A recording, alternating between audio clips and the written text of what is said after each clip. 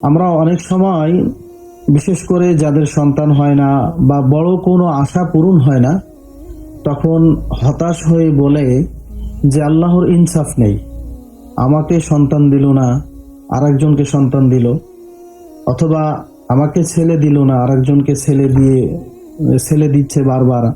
একটা ছেলে আমাকে দিতে পারতেছে না, আমাকে শুধু মেয়ে দিচ্ছে, অথবা আমাকে শুধু ছেলেই দিচ্ছে, মেয়ে দিচ্ছে না। এমন বড় বড় আশা বা এমন বড় কোনো স্বপ্ন যখন আমার পূরণ হয় না, আরেকজনের পূরণ হয়, তখন আমরা বলি যে আল্লাহর ইনসাফ নাই। নাউযুবিল্লাহ, আল্লাহর ইনসাফ নাই, আল্লাহ ইনসাফ করেন নাই, আমার সাথে ইনসাফ করেন নাই, আরেকজনের সাথে ইনসাফ করছে। এমন কথা বললে তার ঈমান থাকবে কিনা, এই বিষয়টি নিয়ে সংক্ষিপ্ত আকারে বিস্তারিত আলোচনা করার চেষ্টা করব। আমা তাওফীক ইল্লা বিল্লাহ। Holi star presence.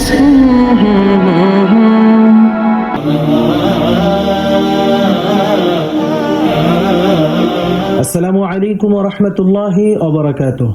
আলহামদুলিল্লাহি ওয়া কাফা ওয়া সালামুন আলা ইবাদিহিল্লাযিনা ইসতাফা, আম্মা বা'দ। সম্মানিত দর্শক শ্রোতা, প্রিয় দিনী ভাই বোন, আশা করি আপনারা সকলে ভালো আছেন। আমি আলহামদুলিল্লাহ ভালো আছি। তো কোনো ব্যক্তি তার নিজের স্বপ্ন পূরণ না হওয়ার কারণে বা আশা পূরণ না হওয়ার কারণে সে হতাশ হয়ে যদি বলে আল্লাহর ইনসাফ নেই, এমন কথা যদি কেউ বলে, তাহলে শরীয়তের দৃষ্টিতে এমন কথা বলা কুফরি, তার ঈমান চলে যাবে। তাকে তাওবা করে নতুন করে কালিমা পড়ে ঈমান আনতে হবে। আর সে যদি বিবাহিত হয়, তাহলে তার স্ত্রী তালাক হয়ে যাবে। কালিমা পড়ার পর, ঈমান নবায়ন করার পর তার বিয়েটাও আবার নতুন করে নবায়ন করতে হবে। আশা করি বিষয়টি পরিষ্কারভাবে বুঝতে পেরেছি। তাহলে আমাদের সতর্ক হতে হবে। কোনো আশা পূরণ যদি না হয়, বড় কোনো স্বপ্ন পূরণ না হলে আমরা হতাশ হয়ে যেন এমন কথা বলে না ফেলি যে আল্লাহ আমার সাথে ইনসাফ করেন নাই। আল্লাহ তাআলা আমার সাথে ইনসাফ করছেন কি করেন নাই, এটা বোঝার ক্ষমতা আমার নাই। আল্লাহ তাআলা আমাদেরকে সৃষ্টি করেছেন, আল্লাহ তাআলা আমাদের স্রষ্টা।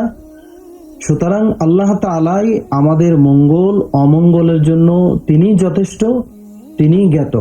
তিনি জানেন আমার জন্য কোন স্বপ্ন পূরণ হলে আমার জন্য মঙ্গল, আমার ছেলে হলে আমার জন্য কি মঙ্গল, নাকি আমার জন্য মেয়ে হলে মঙ্গল।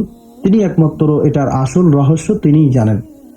সুতরাং আমাদেরকে মেনে নিতে হবে আল্লাহ তাআলার সিদ্ধান্ত, আমাদেরকে মাথা পেতে মাথা নত করে গ্রহণ করতে হবে। এমনটি বলা যাবে না যে আল্লাহ আমার সাথে ইনসাফ করেন নাই।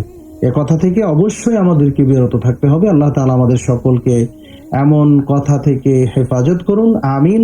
ভিডিওটি শেষ করার আগে একটি অনুরোধ, ভিডিওতে একটি লাইক এবং মন্তব্যের ঘরে আপনার গুরুত্বপূর্ণ মন্তব্য পেশ করতে পারেন। আপনার লাইক এবং কমেন্ট এই ভিডিওটি আরেকজন ভাই বোনের কাছে পৌঁছানোর জন্য গুরুত্বপূর্ণ ভূমিকা রাখবে ইনশাআল্লাহ। জাযাকাল্লাহু খাইরান। আসসালামু আলাইকুম ওয়া রাহমাতুল্লাহি ওয়া বারাকাতুহু।